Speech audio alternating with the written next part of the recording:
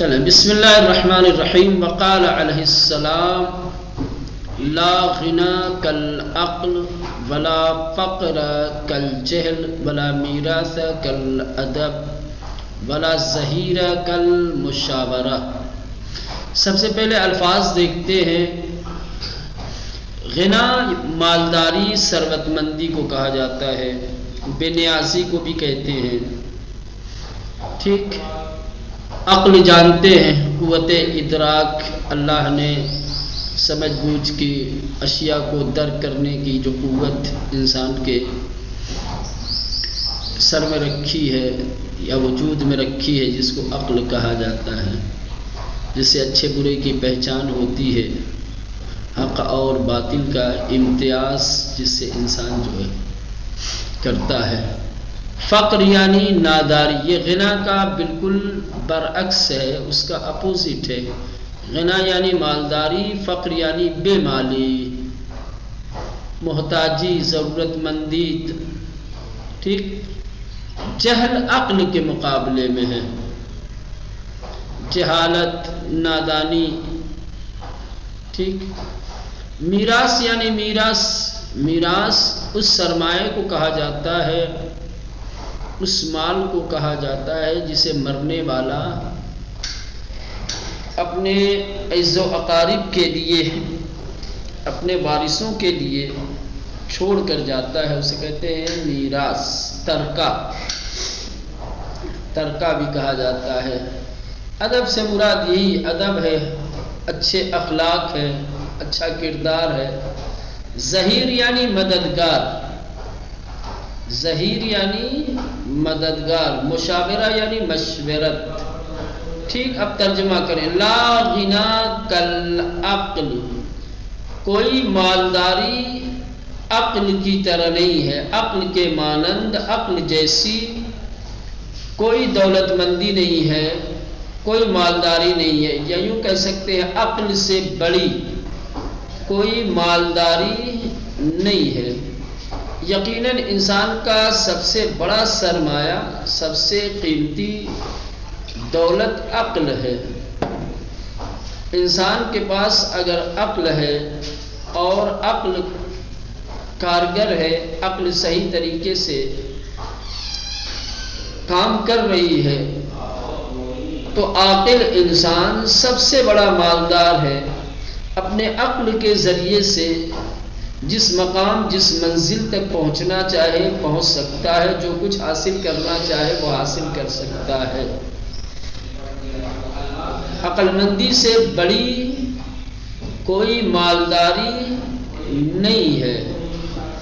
عقل کے ذریعے سے مال جمع کیا جا سکتا ہے، لیکن اگر کوئی انسان عقل سے محروم ہو تو وہ مال کے ذریعے سے عقل دریافت نہیں کر سکتا، عقل نہیں خرید سکتا، عقل کا مالک نہیں بن سکتا. لیکن اگر ایک انسان غریب ہے، فقیر ہے، محتاج ہے، لیکن عقل اس کی سالم ہے، اگر وہ اپنی عقل کو بروئے کار لائے تو اپنی عقل مندی کے ذریعے سے سرمایہ بھی حاصل کر سکتا ہے، اپنی فقر و ناداری کو، اپنی غربت کو دور کر سکتا ہے. تو عقل مندی سے بڑی کوئی مالداری نہیں ہے. لا غنا، کوئی ثروت مندی نہیں، کوئی مالداری نہیں. کالعقل، عقل جیسی، عقل کی طرح، بس عقل سب سے بڑی مالداری. ولا فقر کالجہل، اور کوئی محتاجی نہیں، کوئی فقیری نہیں جہالت کی طرح. سب سے بڑی فقیری، سب سے بڑی محتاجی جہالت ہے.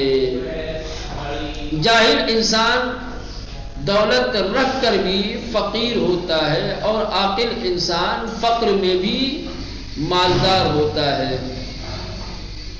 انسان کے پاس علم نہ ہو، انسان کے پاس عقل نہ ہو، ایک دیوانہ انسان، ایک ایسا انسان کہ جس کے پاس عقل نہیں ہے، یا عقل ہے لیکن عقل کو جس طریقے سے بروئے کار لانا چاہیے اس طریقے سے عقل کا استعمال نہیں کرتا، اسے بروئے کار نہیں لاتا ہے.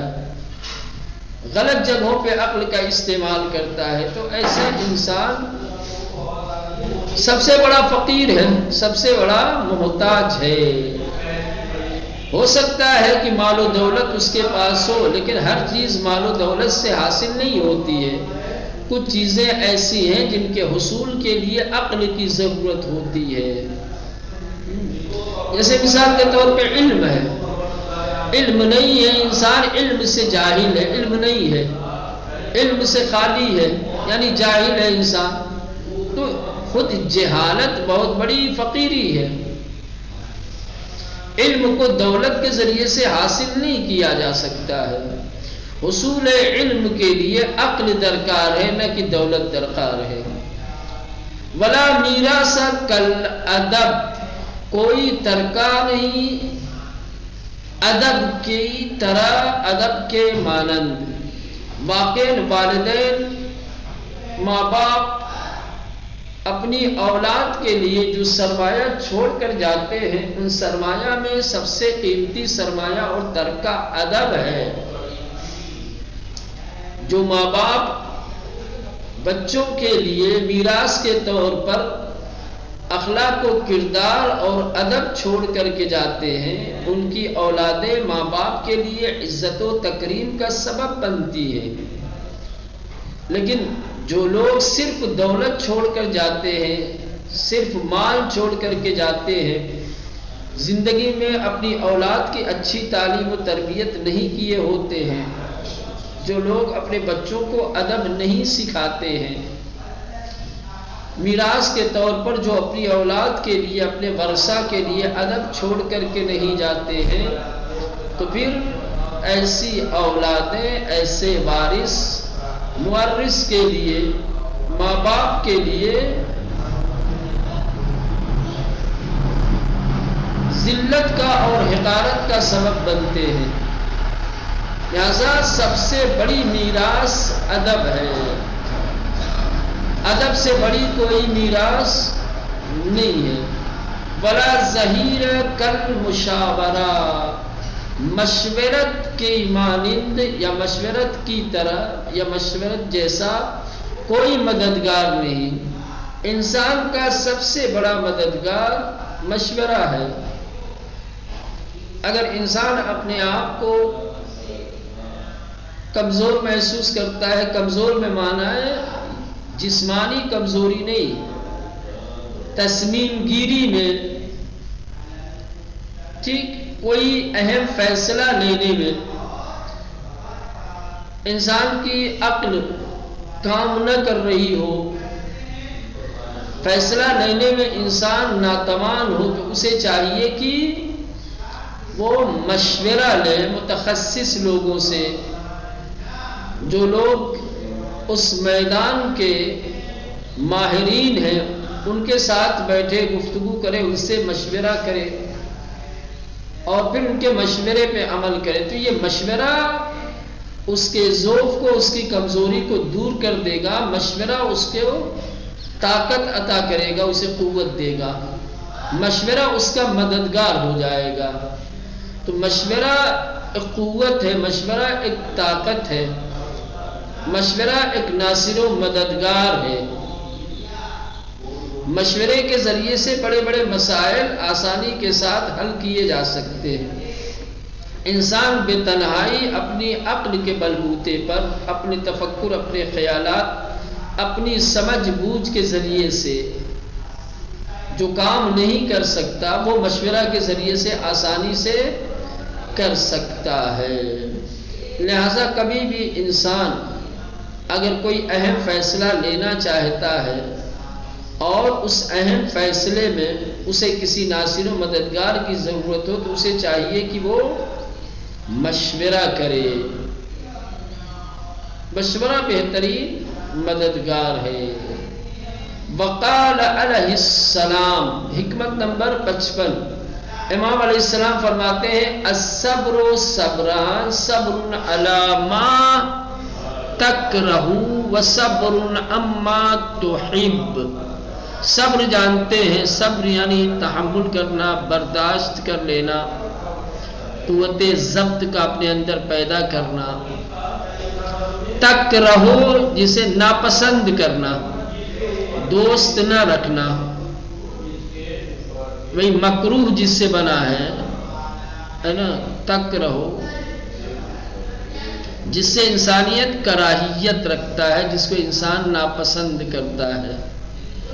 تحب محبت کرنا، چاہنا، پسند کرنا. امام فرماتے ہیں صبر دو طریقے کا ہوتا ہے، صبر کی دو قسمیں ہیں. صبر دو چیزوں پر کیا جاتا ہے. صبر علی ما تکرہو، ایک وہ صبر جو انسان اس چیز کے متعلق کرتا ہے جسے ناپسند کرتا ہے. ناپسند چیزوں پر صبر کرنا. یہ ناپسند چیز، بہت ساری چیزیں ایسی ہماری زندگی اور ہماری حیات میں ہم سے نزدیک ہوتی ہیں یا ہماری زندگی کا کبھی کبھی حصہ بن جاتی ہیں کہ جسے ہم پسند نہیں کرتے.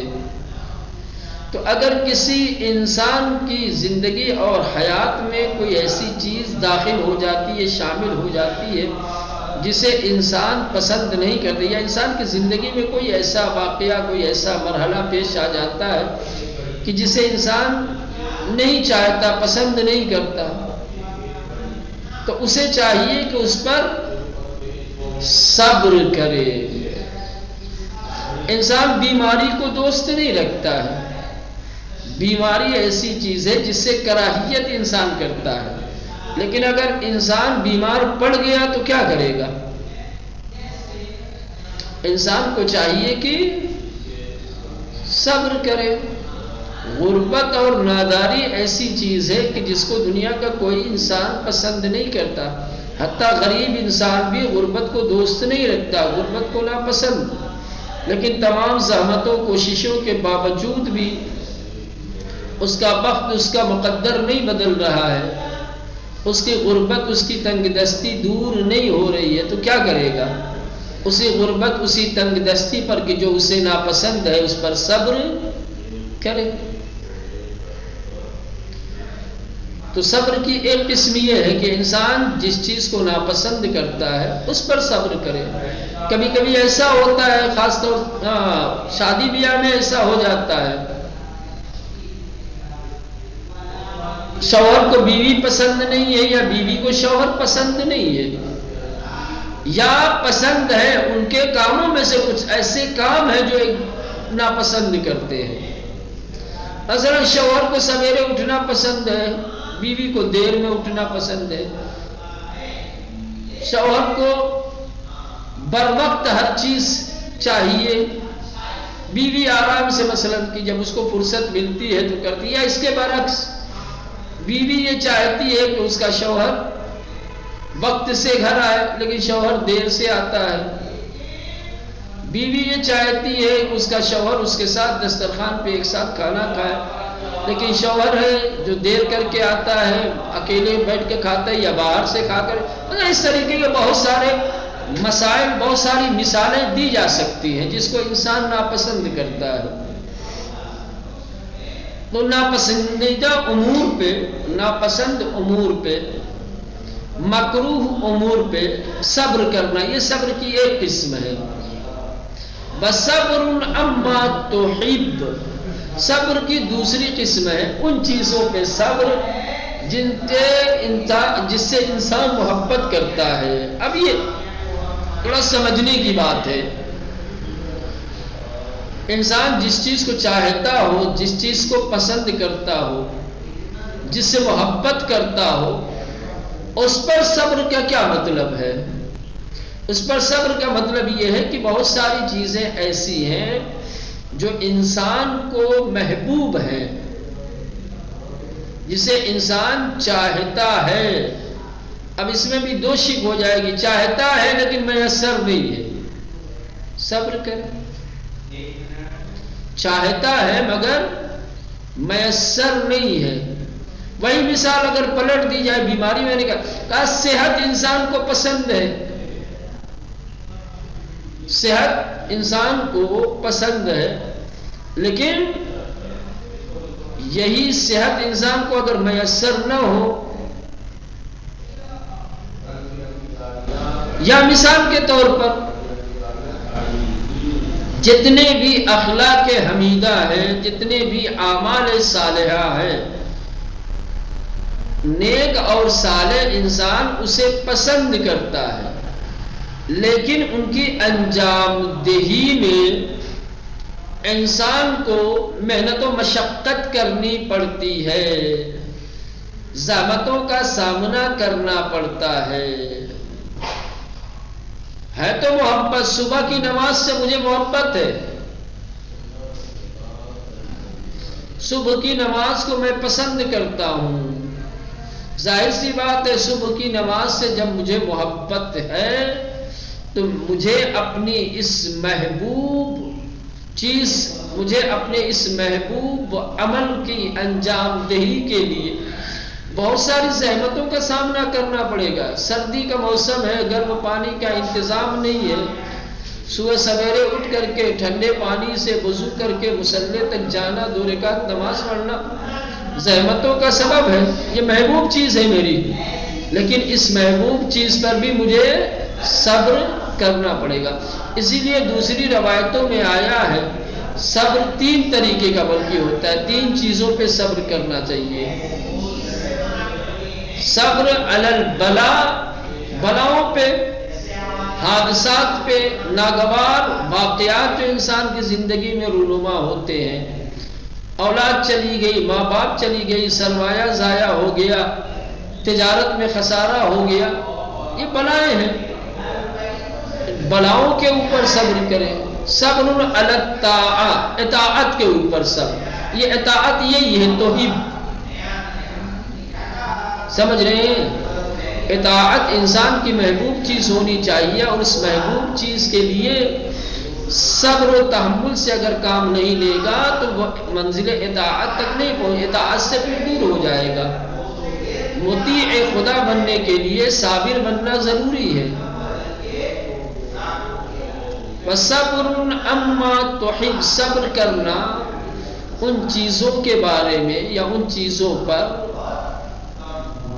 جن چیزوں کو انسان پسند کرتا ہے، انسان جس سے محبت کرتا ہے۔ تمام اخلاقی کمالات، جتنی بھی صفات حمیدہ ہیں، اچھی خصلتیں ہیں، اچھی عادتیں ہیں، پسندیدہ عادتیں ہیں، محبوب عادتیں ہیں، ان کے لیے صبر ضروری ہے۔ جب تک انسان صبر سے کام لے گا وہ اپنی اس خصلت پہ، اپنی اس پسندیدہ عادت پہ باقی رہے گا۔ صبر کرنا اگر چھوڑ دے گا تو اس محبوب عادت سے، اس پسندیدہ عادت سے انسان دور ہو جائے گا۔ وہ میں عرض کر رہا تھا، ایک ہے صبر علی الطاعۃ و صبر علی المعصیہ، معصیت کے سلسلے میں بھی صبر کرنا۔ بہت سارے گناہ ایسے ہیں، بہت سارے نہیں، سارے گناہ ایسے ہیں کہ جس سے دوری کے لیے صبر ضروری ہے۔ معصیت سے، گناہوں سے وہی انسان بچتا ہے جو صابر ہوتا ہے۔ ایک انسان کی زندگی فقر و تنگ دستی میں گزر رہی ہے، اس کے پاس حرام راستے سے کمانے کے بہت سارے وسائل ہیں، بہت سارے ذریعے ہیں۔ اگر وہ تھوڑے سے وقت کے لیے اپنے آپ کو کسب حرام پر لگا دے، حرام راستہ اختیار کر لے، تو مختصر سے وقت میں مالدار بن سکتا ہے۔ لیکن معصیت ہے، محرمات کا مرتکب ہونا معصیت ہے، گناہ ہے، صبر کر رہا ہے۔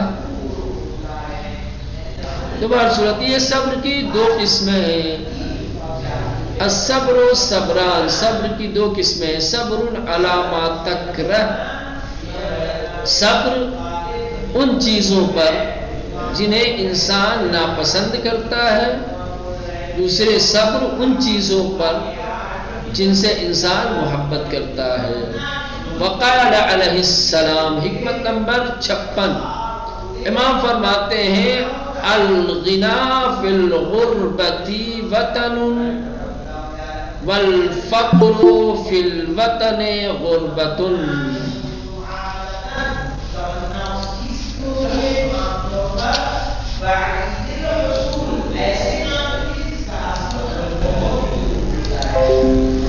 ہاں، امام علیہ السلام فرماتے ہیں الغنا فی الغربت، غنا وہی مالداری جو اوپر گزرا ہے.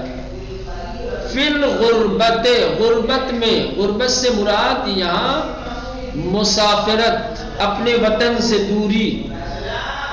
اپنے وطن سے عربی میں غریب کہا جاتا ہے اس شخص کو جو اپنے وطن سے دور ہو، جس کے پاس مال و دولت نہ ہو، سرمایہ نہ ہو، اسے غریب نہیں فقیر کہتے ہیں. غریب اسے کہا جاتا ہے کہ جو وطن سے دور ہو. تو کہہ رہے کہ الغنا فی الغربت وطن، مالداری بہت بڑی چیز ہے بھائی. مال و دولت بہت بڑی چیز ہے.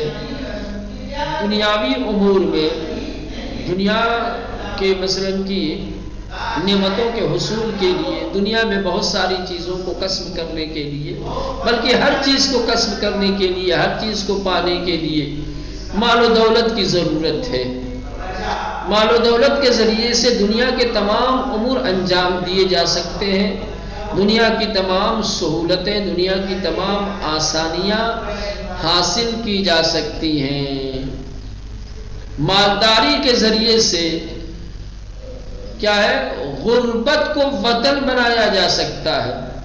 شہر سے غریب مالدار انسان اگر اپنے وطن سے، اپنے شہر سے دور بھی ہو تو وطن بنا لیتا ہے.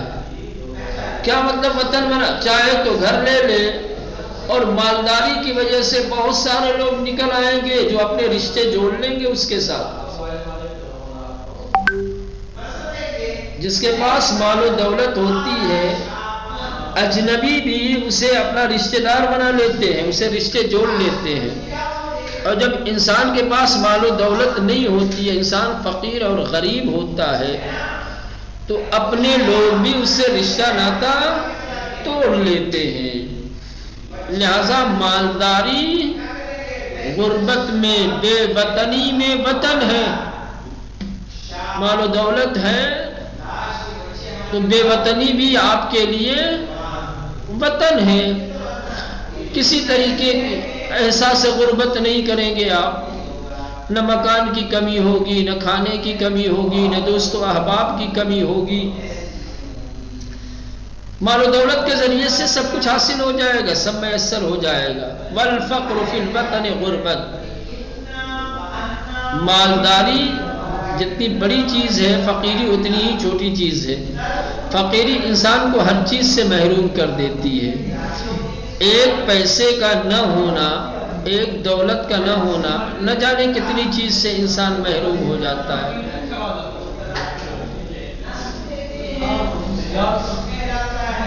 فقر و ناداری، وطن میں بھی غربت ہے. یہ بہت بڑی سچائی ہے، بہت بڑی حقیقت ہے. سماج اور معاشرے کے جو حالات ہیں، آپ اگر اسے دیکھیں تو امام کی اس حکمت کو بہترین طریقے سے سمجھ سکتے ہیں اور اندازہ لگا سکتے ہیں کہ امام نے کتنی بڑی حقیقت اور سچائی کو بیان کیا ہے.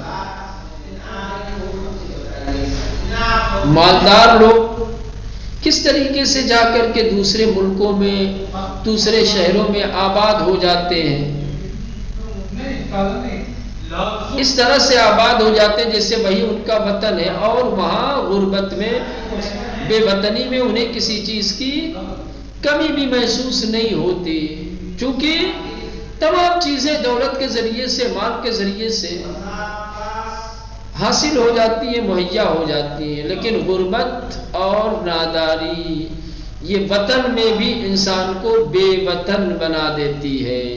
غریب انسان ہے تو اپنی بستی میں، اپنے آبائی وطن میں ہو سکتا ہے کہ آپ کے لیے معقول رہنے کا مکان نہ ہو سکتا ہے کھانے کا معقول بندوبست نہ ہو سکتا ہے ڈھنگ کے لباس پہننا، مناسب لباس آپ کو میسر نہ ہو.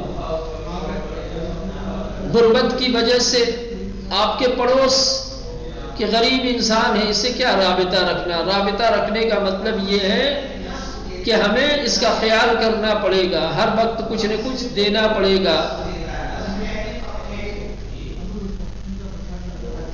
مالدار تو ایسے ہی غریب سے بھاگتے ہیں، غریب بھی غریب سے بھاگتے ہیں۔ والفقر فی الوطن، فقر ناداری، غربت تنگ دستی، وطن میں بھی غربت ہے، بے وطنی ہے۔